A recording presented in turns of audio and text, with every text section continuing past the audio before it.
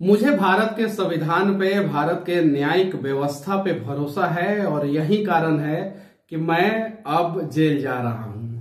इतने सारे अखबारों में, इतने सारे नेताओं ने तमिलनाडु में जो बिहार के मजदूरों के साथ हुआ उसके बारे में खबरें प्रकाशित की, सोशल मीडिया पे पोस्ट किया सब लोगों ने, लेकिन पुलिस प्रशासन सिर्फ और सिर्फ मेरे पीछे पड़ी रही। मेरा खाता भी फ्रीज कर दिया गया, उसमें जो है 42 लाख रुपया मिला है। कमाल की बात यह है कि 42 लाख रुपया के लिए आज तक आप लोगों ने नहीं सुना होगा कि कहीं भी किसी भी स्टेट का पुलिस जो है प्रेस कॉन्फ्रेंस की होगी और उसमें भी 42 लाख रुपया घर में नहीं पाया गया, 42 लाख रुपया खाता में मिला है। खाता से तो आधार कार्ड, पैन कार्ड सब लिंक रहता है, खाता से तो जो है पैसा आ रहा है और उस पे जो है टैक्स जा रहा है, सबको पता है।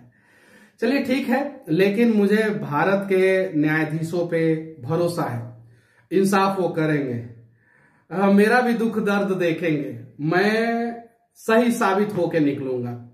और हाँ, आप लोगों से विनती करना चाहता हूं, जितने भी मुझे चाहने वाले लोग हैं, क्योंकि आप लोगों का प्यार नहीं, सिर्फ और सिर्फ 2 साल के अंदर मुझे इस मुकाम पे पहुंचा दिया कि मैं आज जो है चर्चा का विषय बना हूं। मेरे पीछे जो है युवराज तेजस्वी यादव जो है वो लगे हुए हैं। तो चलिए ठीक है, बस आप लोग जो है ऐसे ही प्यार बनाए रखें।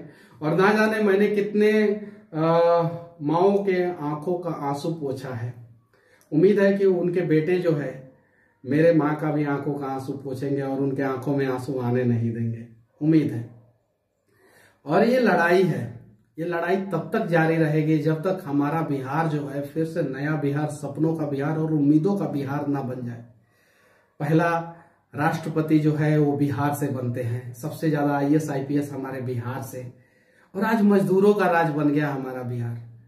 हमारे मजदूर भाइयों को कैसे समस्या होता है वो सबको पता है। दूसरे राज्यों में जाते हैं, 6 महीना काम करते हैं, 4 महीना का सैलरी दिया जाता है, 2 महीना का सैलरी नहीं दिया जाता है, भगा दिया जाता है। 2 महीना का सैलरी इसलिए होल्ड कर दिया जाता है कि ताकि जो है वो जिल्लत भरी जिंदगी फिर से जीने के लिए घर से वापस 2 महीना का सैलरी लेने के लिए आएंगे तो फिर 6 महीना काम करेंगे।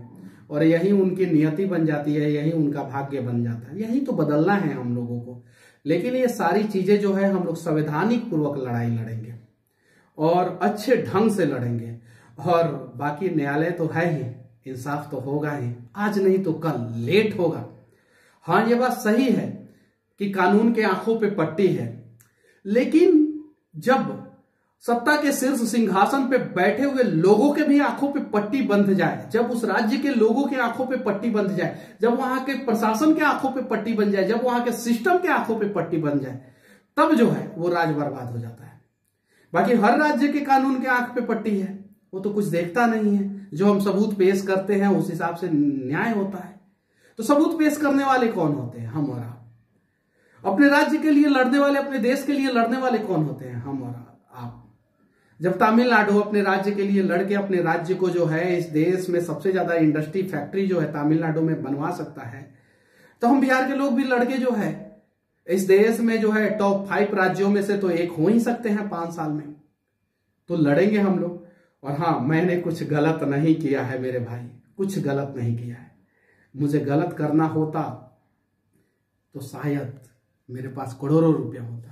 42 लाख रुपया का कीमत कितना होता है भाई? आप ही लोग बताइए ना।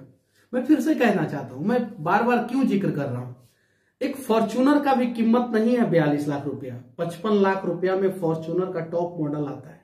फॉर्च्यूनर की बात इसलिए कर रहा हूं ना कि शान की सवारी है बिहार में फॉर्च्यूनर, और फॉर्च्यूनर पे नेता चलते हैं कि नहीं चलते वो आप सभी को पता है। और ऐसा मीडिया में बताया जा रहा है कि 4 अकाउंट में यूट्यूबर मनीष कश्यप के खाते में मिले इतने पैसे कि रह जाएंगे दंगा। सिर्फ 42 लाख रुपया यार, क्यों ऐसा आप लोग खबर चलाते हैं? अरे भरोसा होता है आप लोगों पे। आप लोगों का खबर देखने के बाद जो है ना हम लोग जो है वीडियो बनाते हैं और फिर बदले में मिलता क्या है हम लोगों को? क्या मिलता है? देखिए, भरोसा है आप लोगों पे, आप लोगों से कोई शिकवा गिला नहीं है, ये चीज है। लेकिन देखिए, अरे आप लोग कम से कम इस लड़ाई में एक बिहारी का साथ नहीं दे सकते, बिहार के मजदूरों का साथ नहीं दे सकते, तो कम से कम उनका टांग खींचने का प्रयास ना करें।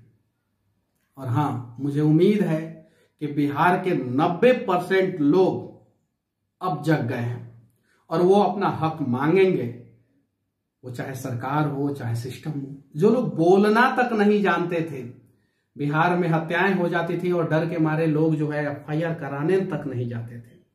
आप सभी को पता है, बताने की जरूरत नहीं है। आज जो है छोटी छोटी बातों पे बिहार के लोग बोल रहे हैं, चाहे वो अस्पताल हो, चाहे वो ब्लॉक हो, चाहे किसी भी प्रकार का। आज से 1.5 साल 2 साल पहले बिहार का कोई लड़का वायरल होता था क्या? कभी आप लोगों ने सुना था? रियरली शायद ही कोई एक इक्का दुक्का होता होगा। अब हर महीना कोई नहीं तो कोई वायरल हो रहा है। देन कौन है, वजह क्या है, आप सभी को पता है। बस अब हम लोगों को बोलना है अपने हक के लिए, अपने लोगों के लिए, अपने राज्य के लिए। और हमें भी वो सारी चीजें चाहिए जो दूसरे राज्यों में है।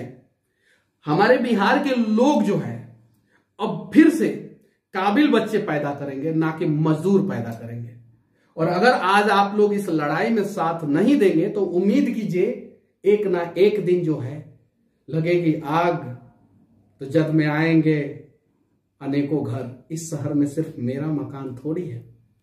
तो ये चीज है। और मुझे अपने लिए खुद करना होता तो एयर कंडीशन स्टूडियो में बैठ के, आप सभी को पता ही है कि मुझे थोड़ा बहुत नॉलेज है और मैं बातों को अच्छे ढंग से रख लेता हूं। एयर कंडीशन स्टूडियो में बैठ के दिल्ली में अपना रिपोर्टिंग कर रहा होता। 42 लाख के जगह पे मेरे खाते में 42 करोड़ से ज्यादा रुपया होता और कोई किसी का हिम्मत नहीं होता कि उस खाते को फ्रीज कर ले।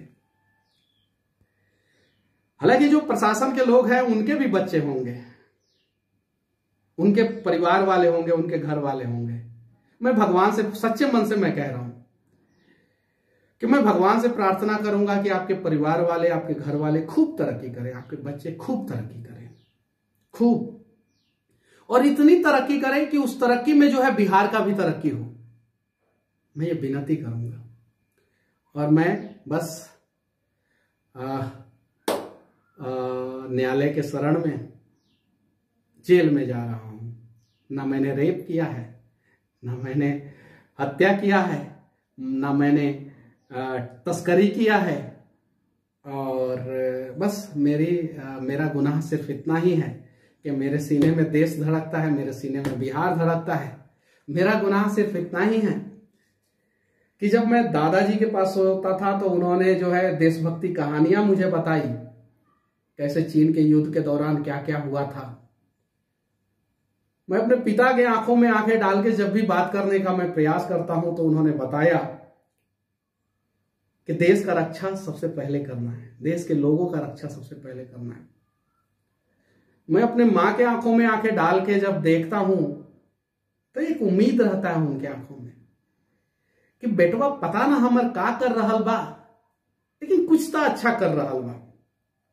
तो मैं वादा करता हूं कि ना मैं अपने दादाजी को शर्मिंदा होने दूंगा, ना मेरे पिताजी का सर जो है शर्म से नीचे झुकेगा, और ना ही मेरे मां को गलानी होगी कि मेरा बेटा ने गलत किया है। बस साथ ही साथ बिहार के लोग, आप लोग भी गर्व करेंगे मेरे ऊपर। मैं वादा करता हूं कुछ ऐसा करूंगा मैं। जय हिंद।